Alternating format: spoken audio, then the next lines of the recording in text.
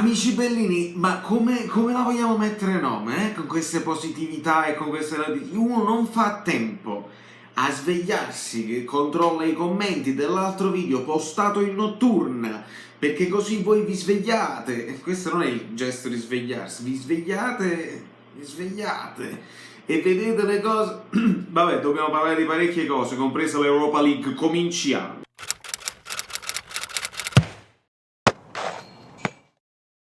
Allora ragazzi, vi invito ovviamente a scaricare OneFootball perché sapete le cose prima degli altri. Io praticamente il mio telefonino impazzisce, io non faccio nemmeno a tempo a cliccare su OneFootball perché gli amici bellini che l'hanno scaricato mi mandano le notizie in anteprima, cioè praticamente è una cosa veramente meravigliosa per chi segue e mi aiuta a stare aggiornato. Scopriamo la positività di Zielinski.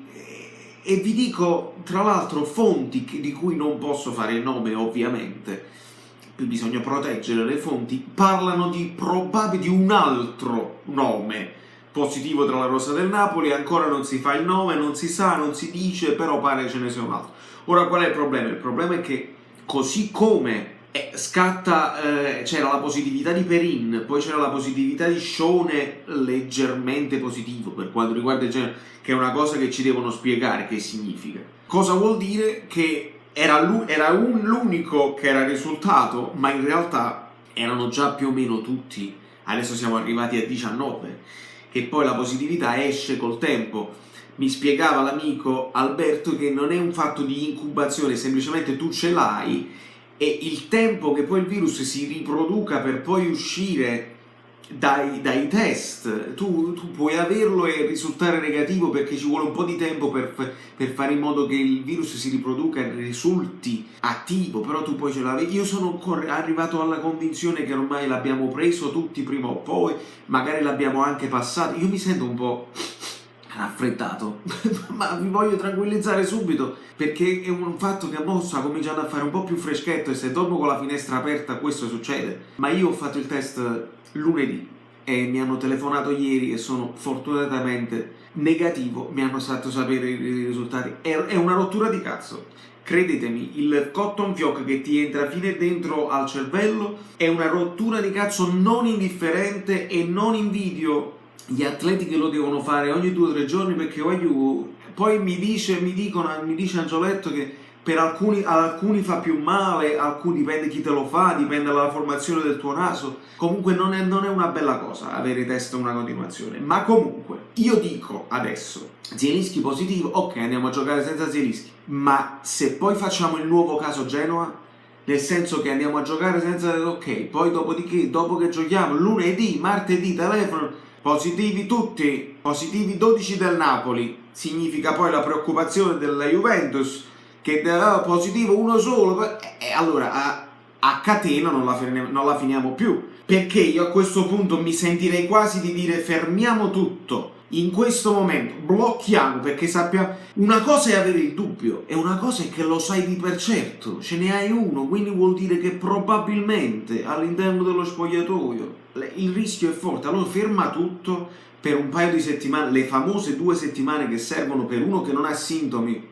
ad abbassare quella che è poi la spreadibilità della cosa e quindi magari ti passa, però c'è anche la possibilità che non va bene perché Boca sono 40 giorni che è positivo al coronavirus, quindi non è che è una soluzione, però potrebbe essere una cosa per almeno tamponare adesso visto che c'è la pausa per le nazionali. Allora ferma un attimo il campionato, ferma la pausa delle nazionali, non li far partire, ci chiudiamo tutti un attimo in casa così, finisce il calciomercato che è pure importante che finisca e ricominciamo un pochino più sereni. Non lo so, è una mia proposta, ma non avverrà perché gli interessi economici dovranno andare avanti, non lo so come funzionerà, ma a questo punto noi possiamo fare delle ipotesi. Non essendosi Zielinski, ipotesi numero 1, si conferma il 4-2-3-1, a centrocampo Fabian se la gioca con Demme o Lobotka.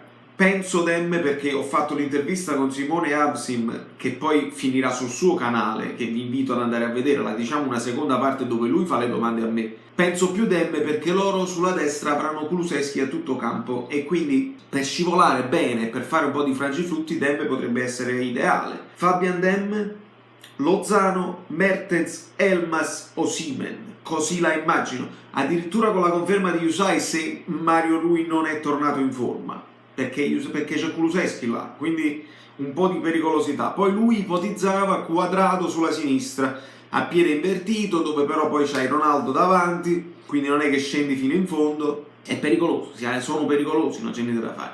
Oppure seconda ipotesi, tornando al 4-3-3, lo ipotizzi così con Fabian, Demme, Elmas, ovviamente, e poi in attacco ci deve essere il ballottaggio, puoi mettere Lozano al posto di Insigne e il ballottaggio Mertens-Politano vicino Osimhen, pure interessante. Voglio dire, questa sarà una partita veramente, se si gioca, veramente interessante da vedere a livello tattico, e le scelte di Gattuso e di Pirlo, nessuna scelta è sbagliata, tutte le scelte sono logiche e plausibili e possono risultare vincenti. Io veramente non vedo l'ora, perché non è quella follia ancelottiana. Ricordatevi ragazzi, il 4-4-2 che a noi ci ha spaventato con Ancelotti, così, ricordatevi una cosa, lui metteva punta centrale Lozano, metteva punta centrale Insigne, metteva due piccolini davanti. Le caratteristiche dei giocatori ci stanno salvando. Tu puoi giocare col 4-4-2, puoi giocare con l'albero di Natale, puoi giocare anche col 3-5-2, ma se le caratteristiche sono congrue al sistema di gioco e all'idea tattica che vuoi sviluppare, con Osimhen in campo lo puoi fare, e lo puoi fare bene. Ecco perché io non sono contrario a prescindere a nessun sistema di gioco, si può fare se i giocatori hanno caratteristiche ideali. E abbiamo capito, è il 4-4-2, ma più verticale, è un po' nella teoria quello che voleva fare Ancelotti, ma avevi i giocatori sbagliati e comunque facevi delle scelte sbagliate. Avevi Milik e Llorente, uno lo fai giocare e un altro vicino, può essere Mertens, può essere Insigne, può essere anche Lozano dietro di lui, va bene, ma l'abbiamo capito che funziona meglio sull'esterno.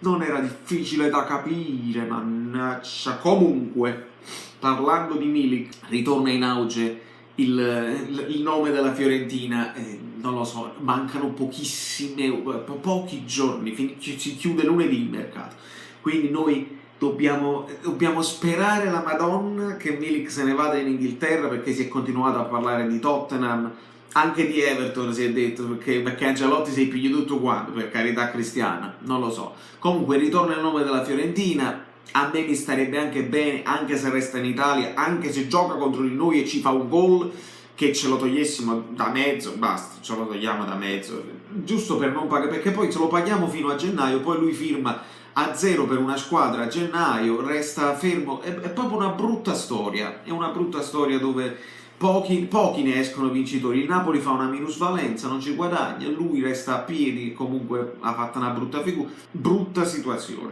Un accennino va fatto alle squadre perché sono usciti i sorteggi, ovviamente i sorteggi di Champions non ci riguardano più perché se la vedessero loro. Mi fa paura solamente il girone della Lazio, che è un po', sai, un po' tutto equilibrato, quindi rischia che qualcuno, insomma i gironi tipo noi che facciamo 12 punti e non passiamo lo stesso, il rischio è grosso lì, Le altre devono arrivare seconde o prime, le altre italiane non c'è, ma i gironi di Europa League sono usciti, è lì che è difficile fare delle ipotesi perché non conosciamo bene le altre squadre materasso.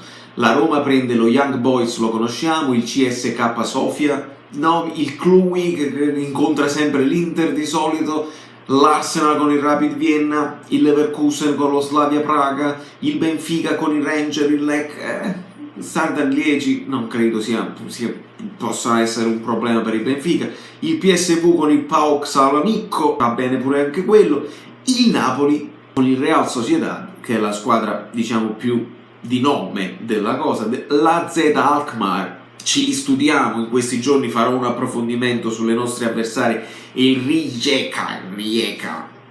Ragazzi, dobbiamo arrivare primi in questo girone, diciamocelo chiaramente, non è che cerchiamo scuse, sì, però quella è una scuola trasferta e noiosa perché è lontano la trasferta, arrivare primi, questa volta non voglio proprio scuse, eccetera eccetera. Il Leicester con il Braga, lo Sparta Praga con il Milan, non lo Slavia Praga, lo Sparta Praga con il Milan e il Lille. Il Milan penso abbia il gruppo più difficile di tutti perché c'è anche il Celtic e sono tutte squadre di nome. Villarreal passa facile, il Tottenham probabilmente passa facile, c'è il Feyenoord col CSK Mosca, l'Hoffenheim. Vabbè, il Milan ha una roba difficile da fare, noi dobbiamo arrivare primi assolutamente. Da New York, Valerio Fluido è tutto, se l'avete visto tutto siete molto bellini, andatevi a fare un giro sul canale di Simone Avsi, lo so è juventino, però ragazzi è uno juventino che mantiene la calma, che parla di tattica. Io non l'ho fatto perché volevo lo juventino sul canale, l'ho fatto per capire più o meno la tattica di Pirlo, visto che non l'ho potuta vedere, vi voglio dare dei contenuti e manco vi sta bene, allora... Amici bellini, vi siete iscritti al canale? Lasciate il like, se non vi siete iscritti al canale siete completamente pazzi. E se arriviamo a 5.000 iscritti io poi vi faccio un regalo, estrazione a sorte, si chiama giveaway, da Brooklyn, Saverio Solito, non mi ricordo.